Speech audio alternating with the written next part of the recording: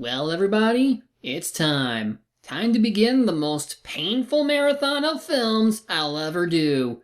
Starting today, we will look at the remaining movies in the Air Buddies series. If you recall, I reviewed Air Buddies as part of a Patreon request. And then, as part of a bonus objective review, you had me do Space Buddies. Both of these are now part of a playlist for this particular marathon. But yeah, both times weren't very pleasant, with space being a bore fest and wasted potential. Though since we are going in order from here on out, maybe I can properly gauge each one's quality from one to the next, with today's film being compared to the first movie and the third. Some other things to note about this marathon. One is that since they're all made by the same people, as mentioned in the earlier two reviews, I won't be going over some of the creative details, though I will mention any change in voice actors when able. And something that may come as a sigh of relief, or disappointing to you,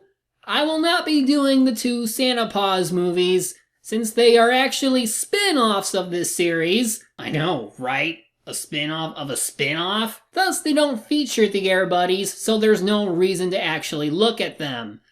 Though I'll put both of them up as a single voting incentive come December. With all that said, let us begin our marathon of Air Buddies.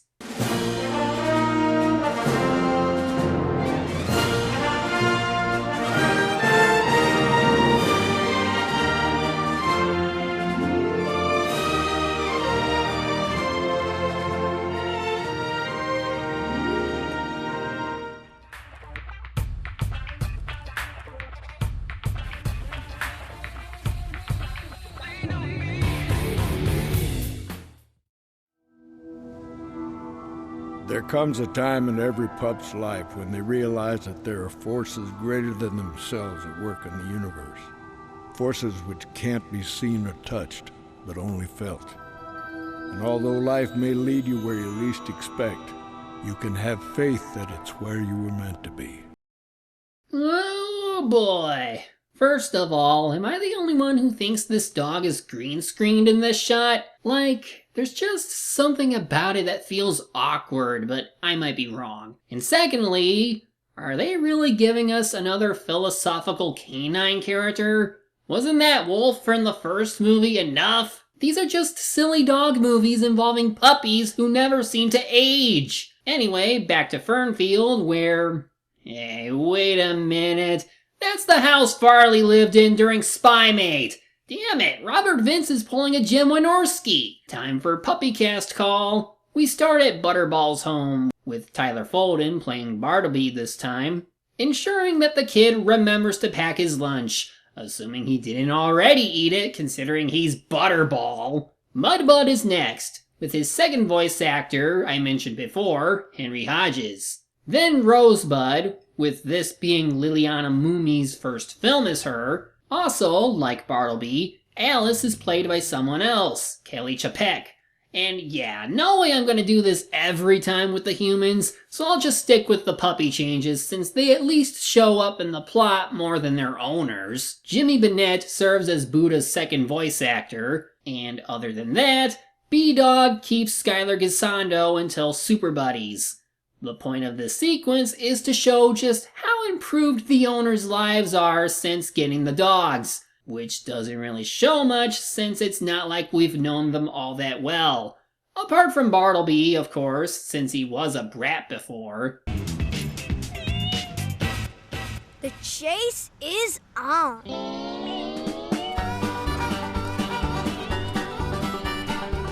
Now I hate B-Dog because he's willing to chase a poor defenseless kitten. If it were a grown-up cat, I'd get it, but really? A kitten? Oh, and this is apparently the last film that Noah, played by Dylan Minnette, and Buddy will appear since, according to the chart, this is Buddy's last film appearance. So, last appearance for the owner as well. Anyway, back to the cat chasing. Miss Mittens! No, you didn't. Chasing one of my little kittens. Oh, hi, Whoopi Goldberg. See ya! If I catch you. Okay, this is better. A cat chasing a dog.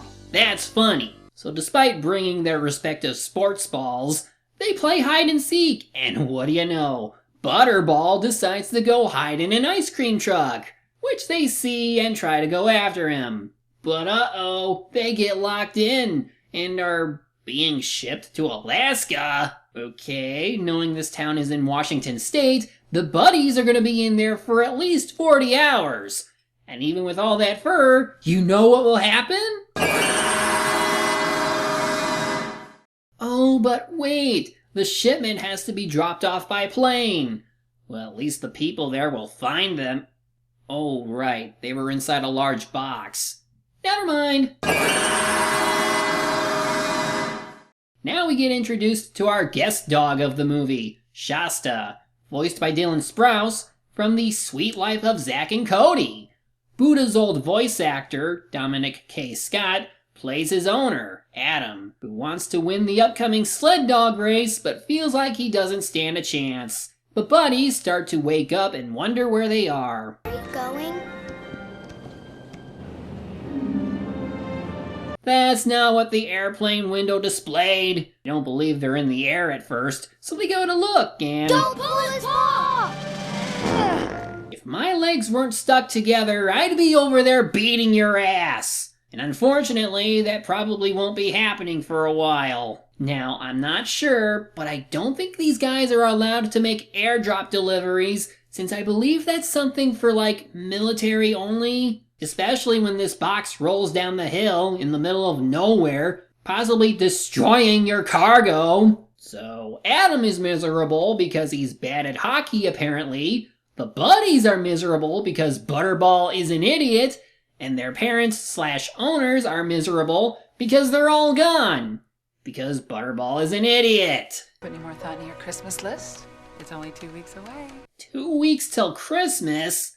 But the next movie would be Space Buddies. Santa Buddies would be after that, but either Space Buddies happened within those 2 weeks before the fourth movie, or Santa Buddies happened in the following year, thereby proving that the dogs do not grow the same way normal dogs do in this universe.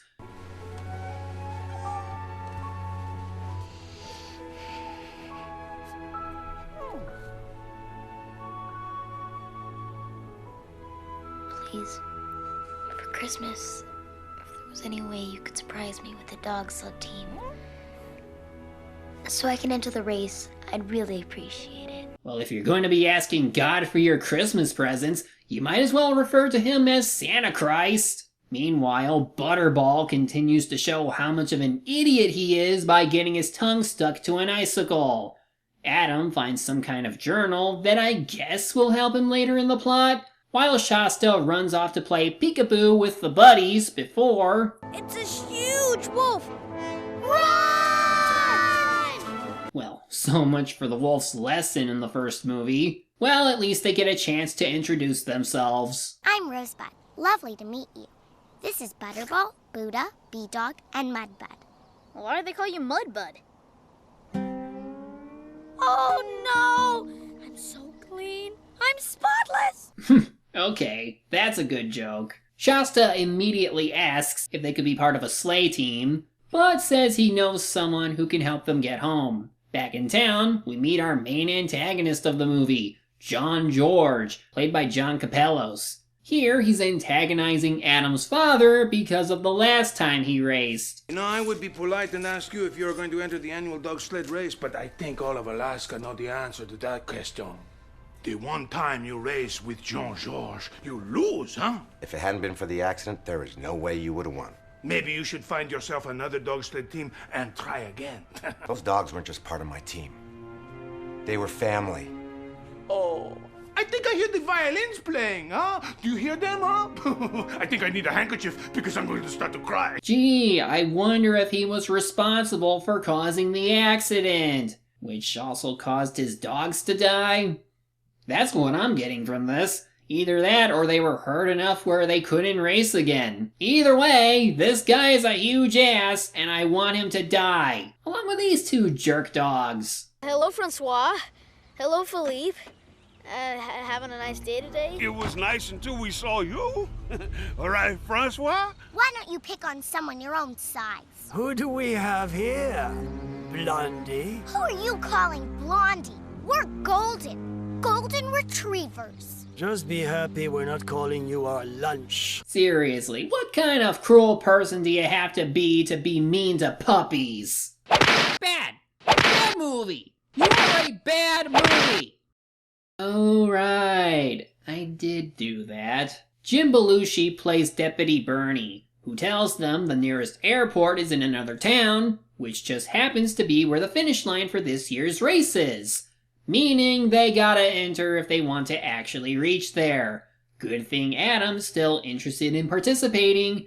It's just going to take a bit before they actually start saying yes. Pretty sweet how Shasta and his human have the same dream. Dudes just need a team. Maybe we can help. Guys, we have to get home for Christmas dinner. We don't have time to start a new team. Great, so this really is set around Christmas time. Meaning they'd have to wait a year before Space Buddies and Santa Buddies happen. Here's a familiar scene. The owners of the Buddies looking for their dogs and being able to do nothing important. Oh, well, that's not entirely true. They got Deputy Dan to put a bulletin out for them to all the sheriffs in the country, it seems, since it even reaches Alaska. Too bad the sheriff is old and doesn't know what emails are. Adam learns about some famous husky named Talon, who I guess was the dog at the start of the movie. It's said that when he passes, his power is so great that the northern lights will shine brighter than ever before. Well, I wouldn't be too surprised if that part turned out to be true. The Buddies nearly get caught by Dad, so they have to shoo him away through the power of farting. Only 4 more movies of this. Since they agree to help, they ask Shasta who can teach them how to be sled dogs. My parents? They're gone. They're up there now. Whoa. Sorry, Shasta. And now this movie got a tiny bit darker. Knowing now that John George had some hand in letting some dogs die just to win a race. Though speaking of dog deaths, some were actually put down during the making of this movie. Yeah, they started out with 20 golden retriever puppies before getting another 8. However, 15 of the puppies contracted various parvoviruses, which led to several of them being euthanized to prevent an outbreak. At least 5 puppies died during production, essentially, which is pretty bad considering how many animals were involved. So Shasta takes them to find someone who might be able to help them. And to no surprise, it's that Talon guy that was mentioned earlier. Why are you here? I want to be a great lead dog, like my dad, to make him proud. But you're just a pup. Come back when you become a dog. My dad always said, it's not the size of the dog in the race, but the heart of the team that counts. That was one of the many lessons I taught your father years ago. I miss him very much. It's my duty to pass on the tradition of the great Alaskan lead dogs. You mean you'll help us? It will be my honor. Well, that was easy. It's like, come back when you're older. And he's like, it's all about teamwork. And then he's like, okay, I'll train you. There's that weird effect again, only it lasts for that one shot before it looks normal. I swear, it's like that for just that one shot. It's green screened, but then all of the other times it's filmed normally. Though it doesn't really look like he shares the same space as the Buddies. And even in this one shot of him overlooking their activities, it just seems unnatural.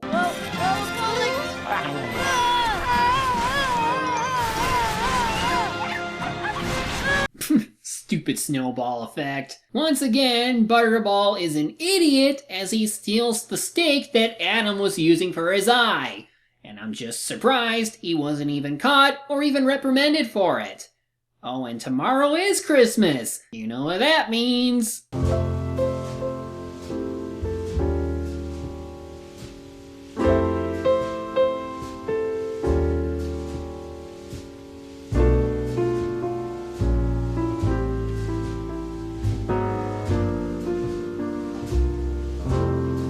Shasta leads Adam to where the buddies are, and he's of course happy he got his sleigh team. I love how apparently each of their accessories have their names on it, which is how Adam can even identify them. Though he should be able to recognize Buddha, since that's who he was in another life. Either way, he's got a team. Time to get prepped. Good thing he knows how to knit them some harnesses. After some training, they proceed to do whatever the hell they want. It's pretty much padding, disguised as character development. They even build a new sled since the old one is too heavy. This takes place over the course of 2 days! It's already been weeks apparently since they left their owners, and what are they doing?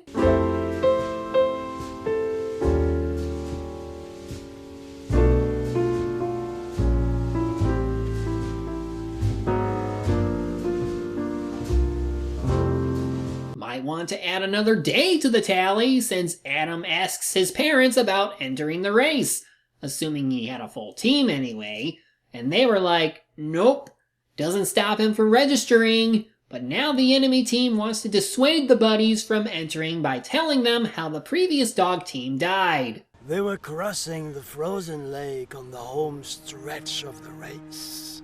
The ice broke, and Shasta's parents perished. The whole family is cursed. Cursed? You don't scare us. Yeah, by the time you get done with him, he'll be saying, "We surrender!" Back at home, Buddy and Molly run into Mittens, who tells them the last time she saw the buddies was at the ice cream truck.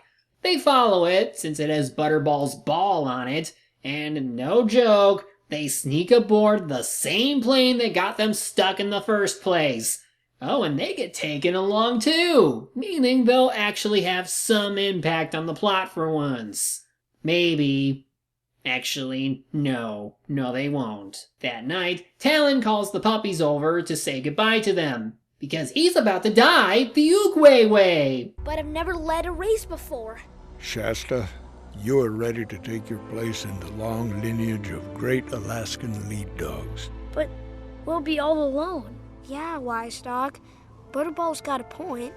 How do you know we'll be cool? When you feel doubt, these lights will remind you that you're never really alone.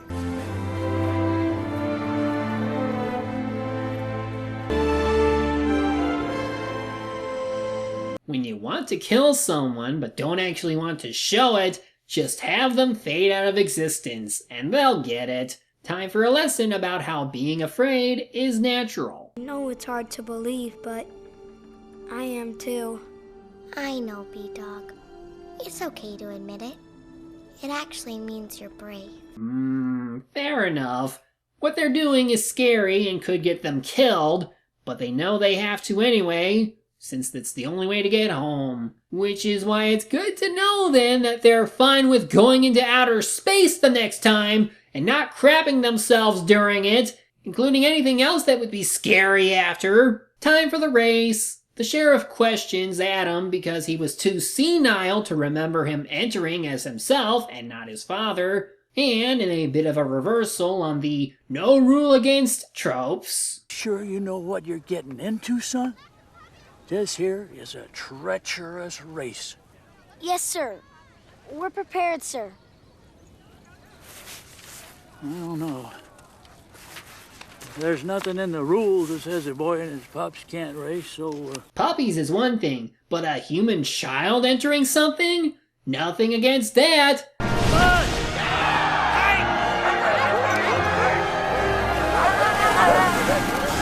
Talon!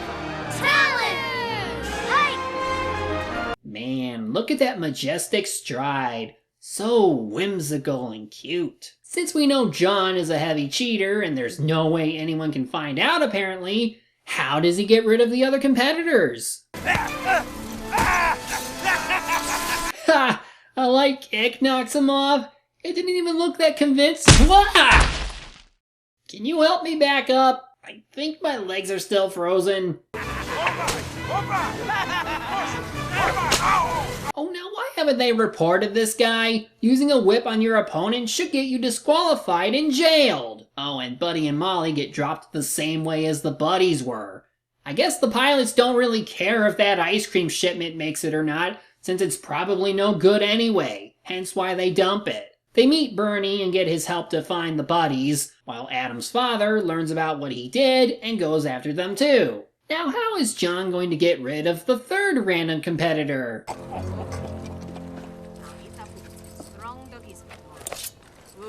Wait, is this seriously turning into a slasher film?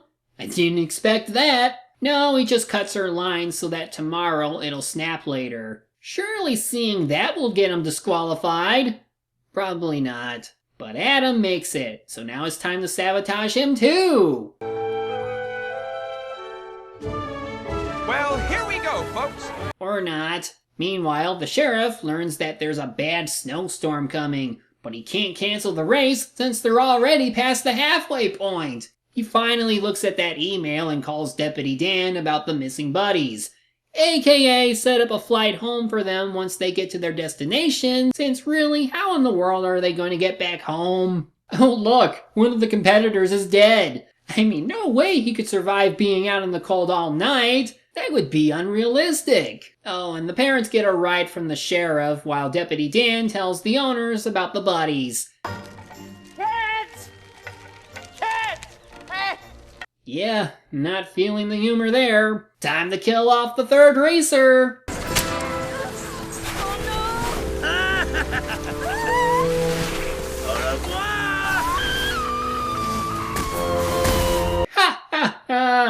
The lawsuits this guy will get are going to be huge. Since the storm is getting worse, John decides he'll wait it out inside some abandoned building, leaving his dogs behind to probably freeze to death. Adam runs into an Inuit man who leads him to safety, and Bernie and the Bud Dogs find the Russian woman.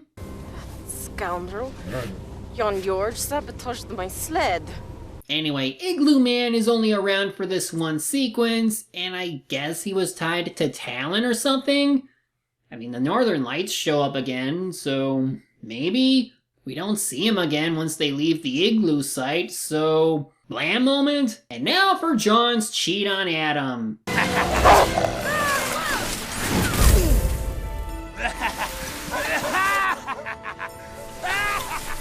What an asshole! Really?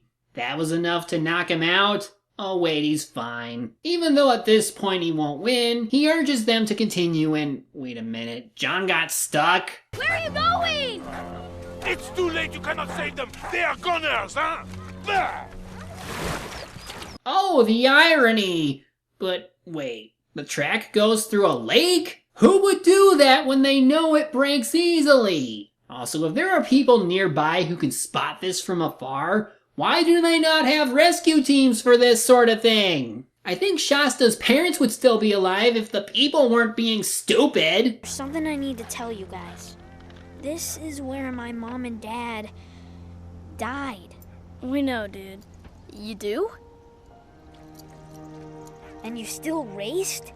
Even though you knew it was so dangerous? Like Talon said, sometimes you just have to have faith. Through the power of slow motion, they hook the other sled with theirs so they can pull them out. Oh, come on, hey, hey! Hey, come on, move! You can do it, guys! Come on, hey, hey! Zut alors! That is impossible!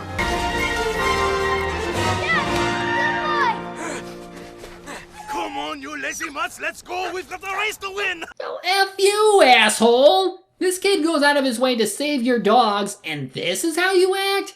What a selfish jerk! This gets the puppies mad, so they push it to the metal. Surprised no one commented on the incredible rescue attempt, but this doesn't go unnoticed by the two lead bad dogs, so they decide to betray him, which results in Adam's team winning. Everyone's happy, and the buddies' parents even show up, saying they were behind them the whole time. Your mom and I would search to the ends of the earth for you five. Which is why we never see them again after this. Guess they don't love them that much. And with that, John gets his comeuppance when the dogs eat him or something. Adam gets awarded, and they take one last sleigh run to the plane before saying goodbye to everyone. They return home, where they were expected by their owners, it seems. And it ends with Adam and Shasta and his new team. And some last-minute wisdom from the late Talon. Remember, life may lead you where you least expect, but have faith that you're exactly where you are meant to be.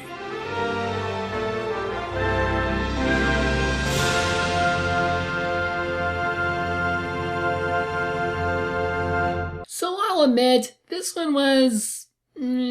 okay.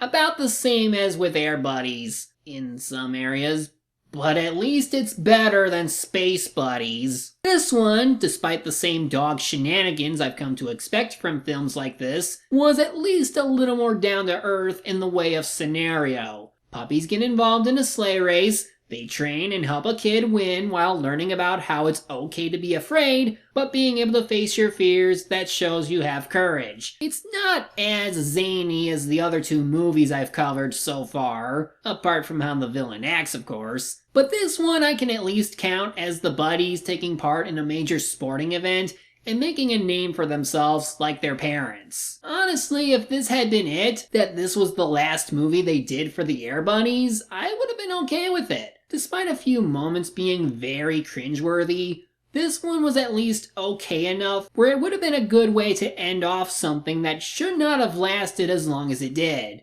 Especially when from this point on, Buddy will no longer be appearing in these films, and as we've seen with Space Buddies, the adventures these dogs will go on will only get stranger and stranger as they continue to break the laws of time and space by never aging. And I mean it. Come next video, we're getting what would more or less be considered the Air Buddies' first and only Christmas movie outside of the Santa Paws spin-offs. So make your Christmas lists now, because Christmas is coming early!